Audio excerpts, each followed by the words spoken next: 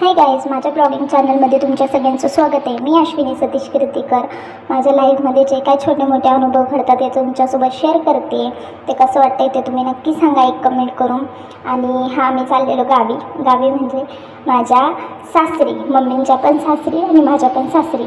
आणि आम्ही जालन्याला जाऊन आलो होतो, तिथे कार्यक्रम होता, तर त्याचे काही ब्लॉग काढले नाही मी. आणि साताऱ्याला चाललेलो होते, ती जर्नी तुमच्यासोबत शेअर करते मी, ठाणा ते सातारा. तर गाडी पण आपलीच होती, ड्रायव्हर पण आपलाच होता. आणि निघालो आम्ही झटकपट, म्हणजे संध्याकाळी काहीतरी असा आम्ही विचार केला गावी निघायचं, तर डायरेक्ट निघालो. तर ड्रायव्हर आपला होता म्हणून काही टेन्शन नव्हतं. पण एकच टेन्शन आहे या बाबाचं, का कुठंच गाडी थांबवत नाही, थोडीफार पण थांबवत नाही. का बाबा पाणी घे का चाय पी, अजिबात नाही. जिथून निघालो डायरेक्ट जिथं स्टॉप करायचा तिकडंच पोचणार हा माणूस, कुठंच थांबणार नाही मध्ये.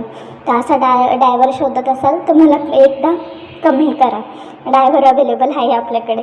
तर कसं वाटतं आहे तुम्हाला नक्की सांगा मला. आणि माझ्याकडनं काही चूक होत असेल तर तुम्ही ते कमेंटमध्ये सांगा. आणि निघालो आम्ही. बाबा एवढं ऊन लागत होतं ना, लय ऊन लागत होतं. पण नशीब गाडीमध्ये AC हे ते आहे म्हणून एवढं काय वाटत नव्हतं. ते दुपारचं निघायला लय कंटाळा येतो, ह्याच्यामुळे ह्यांना बोललेली की सकाळीच निघायचं. सकाळी जास्त लवकर निघालो असतो ना तर बऱ्यापैकी आम्ही 11-12 वाजेपर्यंत पोचलो असतो. तर हे काय नवीन आपला रोड बनलेला मिसिंग लाईन, त्याच्यावरनं पण एक नंबर वाटत होता. खरंच लय भारी रोड बनवला आहे. हे पण गाडी चालवता चाललेला यांचा व्हिडिओ काढायचा. हा ताफा चाललेला, ताफ्यामध्ये नक्की कोण होतं ते माहीत नाही, मी काढला, शूट गेला आम्ही. आणि मस्त वाटतं हे पण, ताफा निघला ना, ताफ्यांच्या मधून गाड्या काढायच्या. आपला पण फायदा होतो कुठेतरी. पण नको असले चाळे करायचे नाही अजिबात, लय महागात पडतात मग हे चाळे. तर बाबा भूक तर एवढी लागलेली ना, आई शपथ लय भूक लागलेली. बाबू तर असं करत होता की घरी गेल्या आम्ही मग पहिले पाणी पिलो आणि म्हटलं काय ते जेवणाचं बघायचं. तर ह्यांनी काय कुठं गाडी थांबवली नाही ना, त्याच्यामुळं मग लय भूक लागलेली. मग पोचलो आम्ही 2 वाजेपर्यंत तर पोचलो. मग काय आई बाबूचे बाहेरच उभा होते, लय खुश झाले ते बघून. त्यांना पण असं कोणी येत जात नाही तिकडं, वाटतं सगळ्यांनी यावं भेटायला, हे ते राहावं असं 1-2 दिवस. आणि तर माझ्या होत्या आजी सासूबाई, त्याचं वय किती झालं, 80च्या आसपास काहीतरी झालं आहे.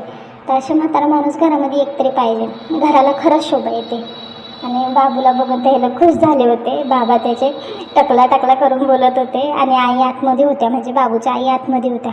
मग त्या पण आल्या बाहेर, तर लगेच खुश झाल्या, कारण त्यांना सांगितलंच नव्हतं की आम्ही येतोय म्हणून. फक्त एवढं माहिती होतं की पप्पा येणार आहेत, आम्ही सगळे येणार आहेत हे माहीत नव्हतं.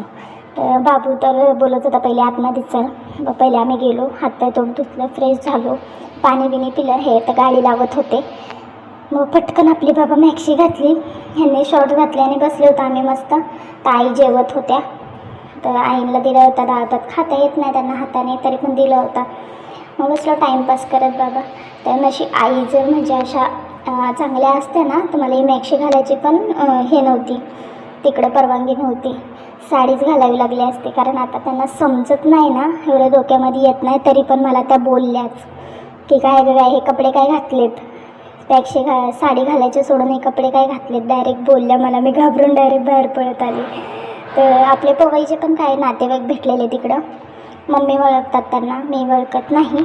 असं 1-2दा पवईला त्यांना बघितलं, पण मी ओळखत नाही. मग त्यांच्या घरी पण गेलेलो. तर पहिले इथं आईस्क्रीम घेतली खायला, गरम होत होतं, जेवलो बिवलो आणि आईस्क्रीम घेतलेली खायला. बाबू तर डायरेक्ट उघडाच झाला.